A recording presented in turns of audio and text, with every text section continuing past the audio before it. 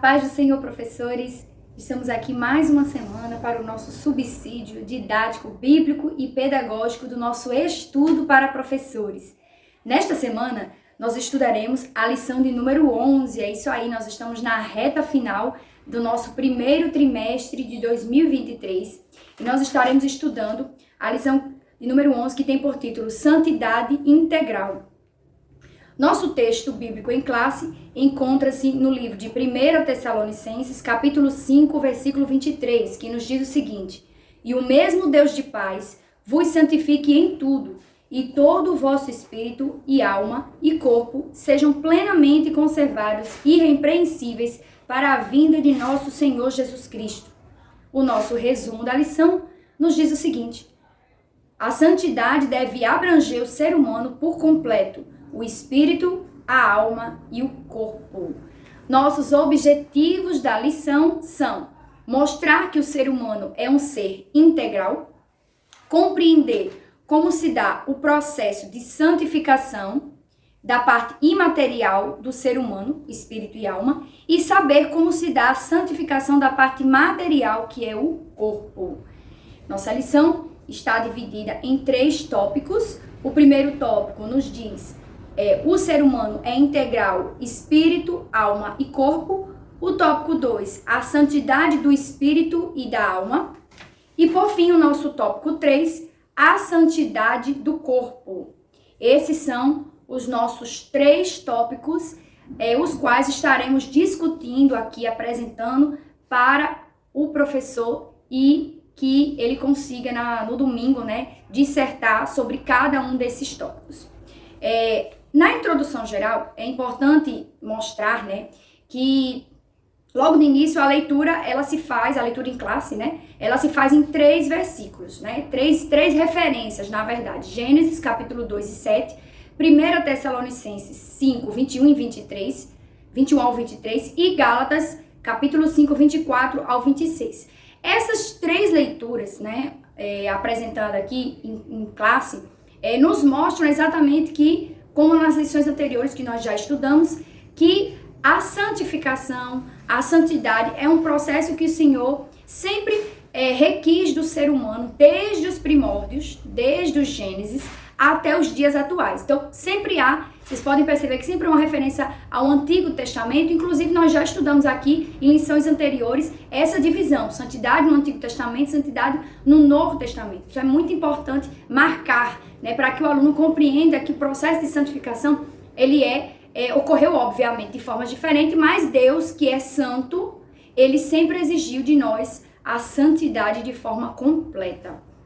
E aí, na introdução, ele vai se apegar a esse trecho que o apóstolo Paulo apresenta aos Tessalonicenses, mostrando a importância dessa integralidade humana, Espírito, alma e corpo é a nossa composição, que nós vamos estudar aqui no tópico 1, mostrando esses detalhamentos, O ser humano, ele é composto por esses 3 elementos, Assim como Deus trino, Pai, Filho e Espírito Santo, nós também somos trino, corpo, alma e espírito. O Senhor também não fez o ser humano aleatoriamente. Ele pensou, faremos o homem à nossa imagem e semelhança. Então, assim como Pai, Filho e Espírito Santo não podem se dissolver, nem separá-los um de si, nosso corpo, alma e espírito também não podem se separar um do outro, pois a alma e o espírito sem o corpo significa a morte, como nós vamos ver mais adiante. Então, vamos lá para o nosso tópico 1.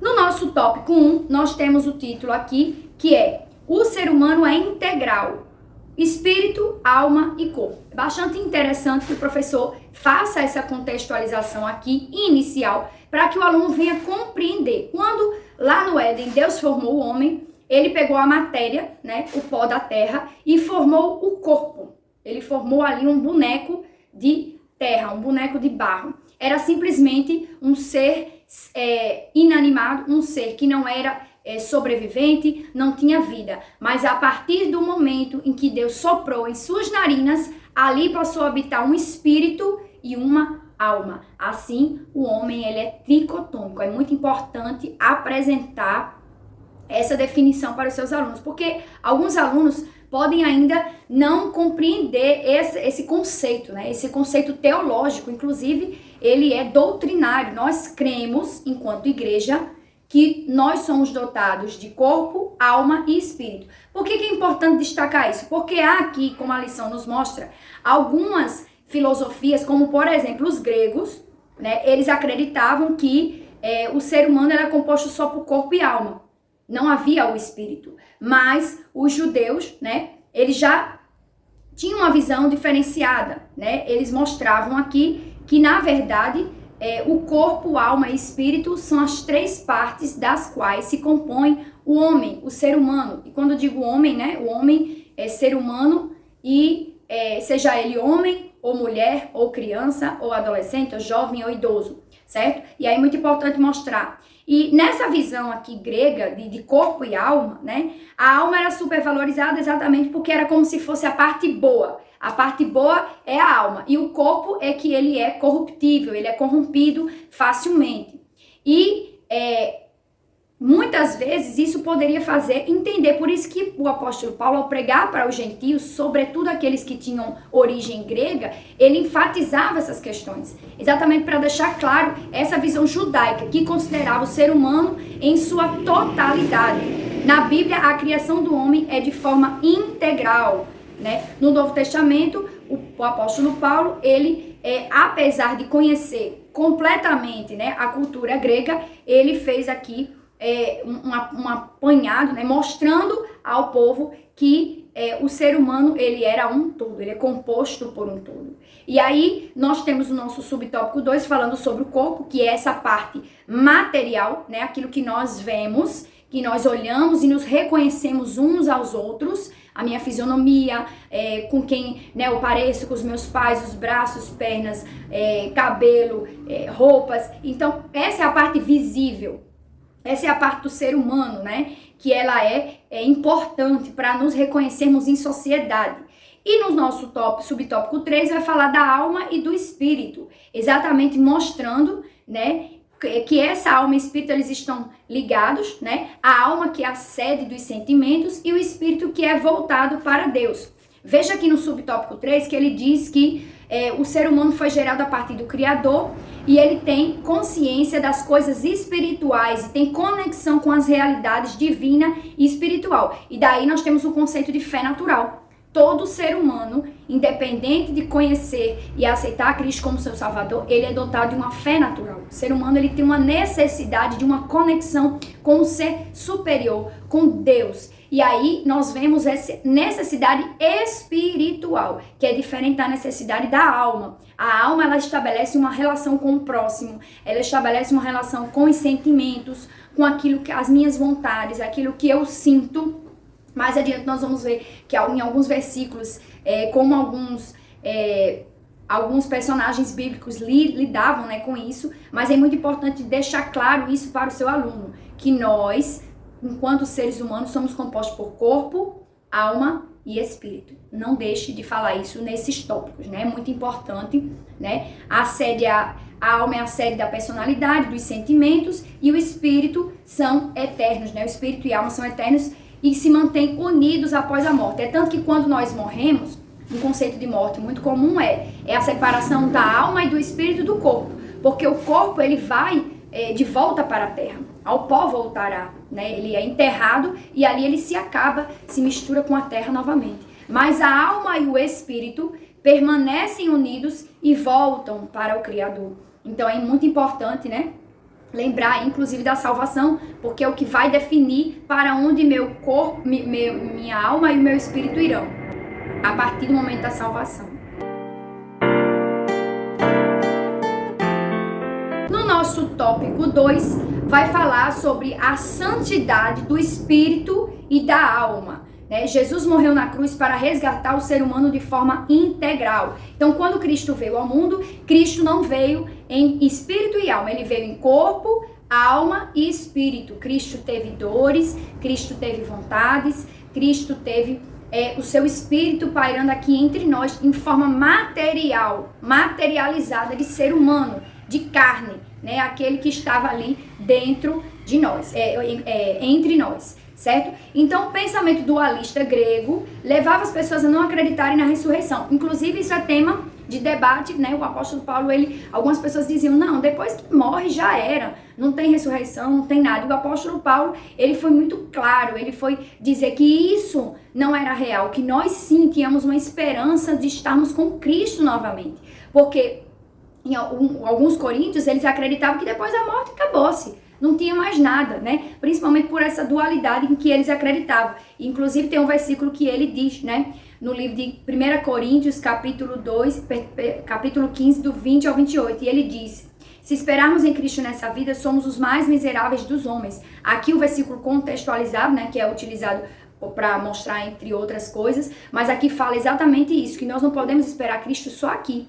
Há uma eternidade esperando por nós. Há algo que vai ser feito com a minha alma e com o meu espírito a partir do momento em que eu fechar os olhos aqui nessa terra. Então é muito importante mostrar para o seu aluno que Cristo veio em forma de corpo, alma e espírito exatamente para mostrar essa tricotomia do ser humano. Ele poderia só vir em espírito, ele poderia, mas até a sua ressurreição, ela foi completa. Cristo não ressuscitou a alma e o espírito e deixou o corpo lá. Não, Cristo ressuscitou corpo, alma e espírito e voltou para Deus. A tumba estava vazia. Cristo ressuscitou de forma completa, de forma integral. E aí é muito importante observar isso, né? Porque, por exemplo, Tomé, como diz aqui, né, queria ver as marcas materiais de Cristo. Ele queria ter certeza que Cristo, como ser humano, também havia ressuscitado. E que não era apenas um fantasma, uma alma andando por aí sem corpo, né? Não foi assim que Cristo veio. E aí nós vamos compreender, a partir do subtópico 2, essa santificação do Espírito, né? A santificação do Espírito ocorre no momento da justificação e regeneração, que é a santificação inicial que nós já aprendemos lá no início, nas primeiras lições. A partir do momento que eu aceito a Jesus, eu sou lavado e remido no sangue de Cristo e meus pecados são perdoados, né? Entretanto, eu preciso manter uma vida com Deus, eu preciso estar em contínua progressividade, santificação contínua, né? Por meio da santificação do Espírito, essa nova criatura mantém comunhão com Deus, participando da natureza divina, não vive mais na prática do pecado. Então nós pecamos, sim, nós pecamos, porque nós continuamos nessa terra. E aí é importante falar para o seu aluno, ninguém aqui vai se tornar santo, né, completamente santo, porque é impossível esse estado de perfeição, como nós já estudamos na aula passada.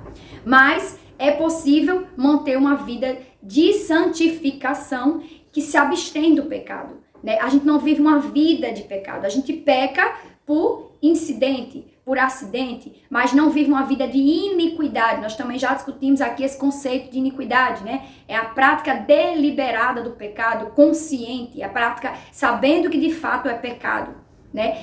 Tem aqui um trecho muito importante que nós lemos aqui, vou só fazer a referência aqui, vocês podem pesquisar em casa, que é o Salmo 51, quando o salmista Davi, ele diz, né, não retires de mim o teu Espírito Santo, né, e que o meu espírito volte a adorar o Senhor, a alegria da minha salvação. Então aqui o salmista, ele está extremamente arrependido e consternado pelo seu pecado, né? E ele fala sobre iniquidade, porque o que Davi cometeu foi iniquidade, né? Ele sabia que era pecado, sabia que era errado e cometeu o adultério, inclusive o assassinato, né? Mas Davi, ele se arrepende e ele diz, né, que o espírito quer voltar a Deus. Então, a necessidade espiritual, ele deixa bem claro, porque ele fala também do corpo, né, que a angústia tem tomado conta do seu corpo, e ele de dia e de noite só chorava e não comia, e orando para que Deus devolvesse a saúde a seu filho. Entretanto, nós já sabemos da história que não foi possível, né, e aí é bem interessante verificar que no Salmo 51, o salmista faz referência ao Espírito. Já no Salmo 42, versículo 5, ele fala, né, por que estás abatida, ó minha alma? E por que te perturbas dentro de mim? Espera em Deus. Então, há uma conversa ali, né, que nós até podemos dizer que é um monólogo, mas não é um monólogo, é um diálogo entre o espírito e a alma. Porque a alma de Davi estava angustiada por tudo que lhe estava acontecendo, as guerras, as suas dificuldades. E ele estava constrangido, ele estava abatido. A sua alma, a sua sede das emoções. Então, ele conversa com aquela alma para que essa alma houvesse, entendesse, né, que ele precisava se recompor, que a alma não deveria se abater. E quem conversa com a alma? Ora, o Espírito. O Espírito conversa com a alma, acalmando, porque o nosso Espírito ele é voltado para Deus e a nossa alma é a sede das emoções, é onde eu sinto os sentimentos ruins ou bons, é onde eu tenho tristeza, alegria, porque o meu corpo, ele até reflete tudo isso, mas ele sozinho não é capaz de demonstrar, senão por meio da alma.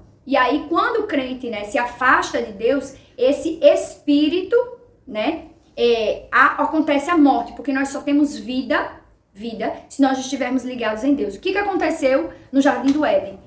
Adão e Eva, eles tinham uma relação direta com Deus. O Espírito de Deus era uma conexão contínua. E Deus disse que se eles comessem do fruto da árvore, eles morreriam.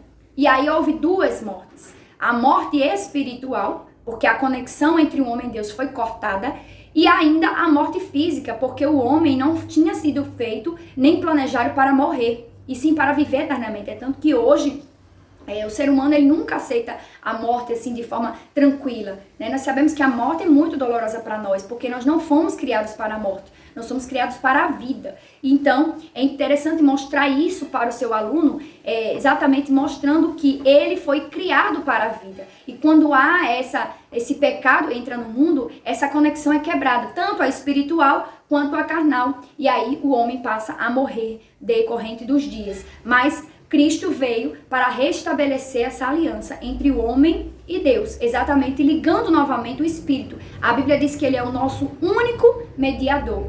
Por intermédio dele, nós temos acesso a Deus. Nós estamos direto a Deus por meio dele. E por fim, a santificação da alma, né, no subtópico 3, falando que o Espírito e a alma, né, são fortalecidos por meio da palavra. Então, o Espírito e a alma devem se manter juntos na busca do relacionamento com o Senhor. E, obviamente, vai refletir em todo o meu corpo, na forma como eu me comporto, como eu me apresento. Esse meu corpo ele também vai mostrar essa realidade divina, né? Essa santificação. Vai ser mostrado um semblante. A Bíblia diz que Moisés, ao descer do monte, estava com o rosto resplandecente. E o rosto é uma parte do corpo. Então, quando nós temos uma comunhão com o Senhor, nós também refletimos através do nosso olhar, do nosso sorriso, da nossa forma de nos comportar, da nossa forma de andar, de vestir, de agir perante a sociedade. Então, fale isso para os seus alunos, porque é muito importante manter essa postura de corpo, alma e espírito na integralidade ao Senhor. Agora, nosso momento EBD, nós estamos aqui essa semana para convidar você a realizar o momento EBD na sua congregação, na sua igreja. Você já fez o momento EBD esta semana? Ainda não? Ainda dá tempo. Convide os seus alunos, aqueles que estão um tempo sem comparecer, aqueles alunos que por acaso se afastaram por alguma atividade ou que ainda não participam da EBD, convide-os a estar conosco na EBD, na sua congregação, na sua igreja. Faça uma visita na oração da mocidade, nas reuniões de jovens e convide esses jovens e faça este momento EBD para assim aumentar a frequência, a quantidade e a qualidade nas suas aulas. Que Deus abençoe a sua vida. E por fim, o nosso tópico 3 vai falar sobre a santidade do corpo. Sim, nós vimos em algumas aulas anteriores, né, na aula, na nossa aula de número 9, né, a nossa aula de número 10, desculpa, 9, nossa aula de número 9, que nós temos que cuidar do nosso corpo, porque o nosso corpo é templo e morada do Espírito Santo. E aqui vai falar exatamente sobre a concupiscência da carne, né? Ele vai agora apontar 3 pontos importantes que está lá no livro de primeira carta, né? Escreveu São João, capítulo 2, e ele vai falar desses elementos que afetam diretamente o nosso corpo. E aí o número 1 é exatamente a concupiscência da carne. Nós temos até uma dinâmica para sugerir para vocês no final da lição. Então, a concupiscência da carne é exatamente esse desejo desenfreado e desequilibrado que o nosso corpo sofre aqui na Terra. E o apóstolo João, ele fala para que nós tenhamos cuidado, né, para que os jovens tenham cuidado sobre esse controle. E como é que a gente tem controle sobre os nossos desejos da carne? Exatamente buscando a santificação. Porque a concupiscência da carne, né, aí ele vai falar, as concupiscências dos olhos e a soberba da vida, que são os 3 tópicos, não vem do Pai, mas sim do mundo. Então há um cuidado, porque muitas vezes nós pensamos que todas as tentações elas vêm do inimigo, do diabo. O mundo jaz no maligno, mas algumas tentações são exclusivamente da carne, da nossa matéria, que é pecaminosa por natureza a partir da queda de Adão. Então ele vai falar sobre a advertência de buscar o controle, né, espiritual. E aí uma das dicas é exatamente, você pode perguntar aos jovens, como eu vou buscar essa santificação? Através do fruto. O fruto do Espírito apresenta elementos que me ajudam a vencer as tentações, a equilibrar a minha alma e assim conseguir um espírito mais próximo de Deus e não cair na concupiscência da carne. Sobre a concupiscência dos olhos, que é o nosso tópico 2, diz, né? Os olhos são considerados janelas da alma. No livro de Mateus, capítulo 6, versículo 22, vamos fazer essa leitura aqui.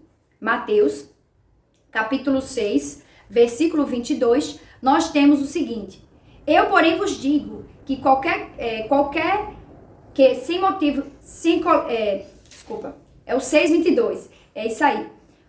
A candeia do corpo são os olhos, de sorte que, se teus olhos forem bons, todo o teu corpo terá luz. Então veja que interessante esse versículo para tratarmos dessa postura, né, dessa visão de concupiscência dos olhos. Por quê? Porque o pecado, ele é concebido primeiramente, né, com aquilo que nós vemos. Então por isso que Cristo diz, né, se os teus olhos forem bons, todo o teu corpo terá luz. E repare que há uma ligação entre a alma e o corpo.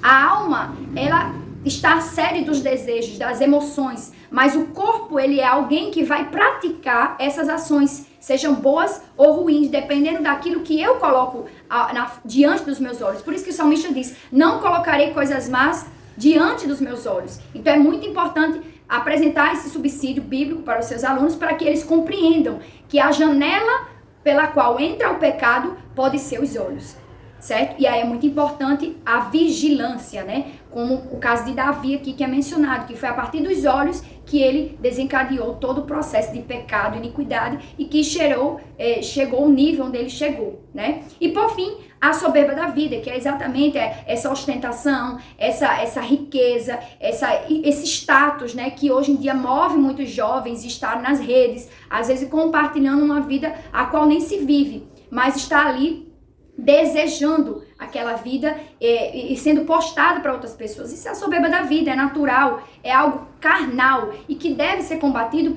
no processo de santificação. Porque nós, enquanto carne, nós queremos deleitar a nossa alma, né? Nós queremos satisfazer todos os nossos desejos, mas nem todos os desejos estão ligados àquilo que propõe a palavra. Por isso que a Bíblia diz, né? O apóstolo Paulo diz que todas as coisas me são lícitas, mas nem todas me convêm. Então é muito importante que o professor mostre esses 3 tópicos aqui e nós temos algumas sugestões didáticas para você nesta lição. E para finalizar, caro professor, nós estamos aqui com as nossas dicas pedagógicas, né? Nossas dicas pedagógicas, nossas dinâmicas que nós mencionamos toda semana para que você execute na sua aula e assim dinamize, né, a sua turma, a sua sala de aula. E aí nós temos aqui na página 77, né, uma sugestão. A sugestão da semana é que o professor não dê a aula 100%, né? Ele vai delegar os 3 tópicos da lição a 3 alunos que fizeram a lição, né, que estudaram a lição dedicadamente. Aí você pode escolher, né, aqui está sugerindo os alunos que estudaram. Então você pode previamente fazer uma ligação, mandar uma mensagem, pedir que esses alunos se preparem para este domingo, ou ainda na hora, né, se aqueles alunos que estudaram tiver coragem, capacidade de se disponibilizar para ir à frente e cada aluno discutirá um tópico. Então são 3 tópicos e o professor passará a ser o mediador daquele debate. Então é uma proposta muito interessante para você executar aí, partindo aqui do nosso comentarista.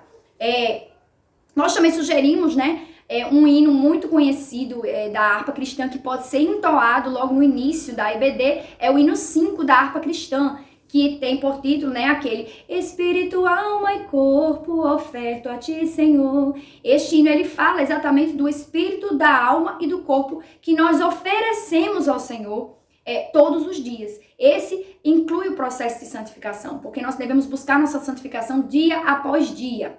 Então, ficam aí essas dicas da nossa lição e também a dica pedagógica do hino. E, por fim, eu tenho uma dinâmica aqui que é para ser aplicada no final, que é o tópico 3, Essa dinâmica é o seguinte: o professor vai dividir a turma também em 3 partes e vai entregar a cada um papel, Cada papel vai estar escrito o seguinte: um papel vai estar escrito a concupiscência da carne, em outro papel vai estar escrito a concupiscência dos olhos, em outro papel vai estar escrito a soberba da vida. E ele vai distribuir e dar a esses alunos de 5 a 7 minutos de discussão. Rapidamente eles vão fazer alguns pontos, eles vão anotar alguns pontos que eles consideram importantes. O que é a soberba da vida? O que é a concupiscência da carne? De que forma ela se materializa? É uma forma de resgatar o terceiro tópico, que muitas vezes, por falta de tempo, ele não é ministrado de forma detalhada, e é uma forma de você resgatar esse último tópico, tá certo? E é importante demais para esses alunos fazerem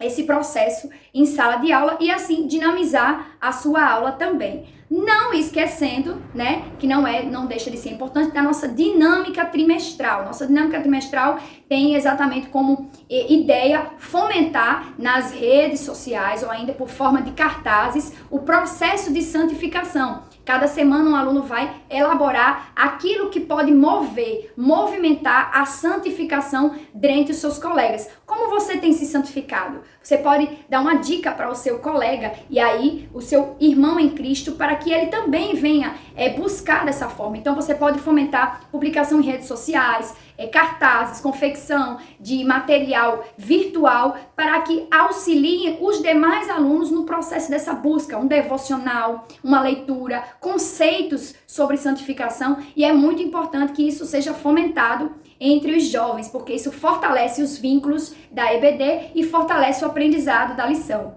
Então, foram essas nossas dicas e sugestões para este domingo na sua EBD. Curta, compartilhe, se inscreva em nosso canal. Nossos vídeos vão lá toda semana. Que Deus abençoe a sua vida, que Deus abençoe o seu ministério e uma excelente aula no domingo.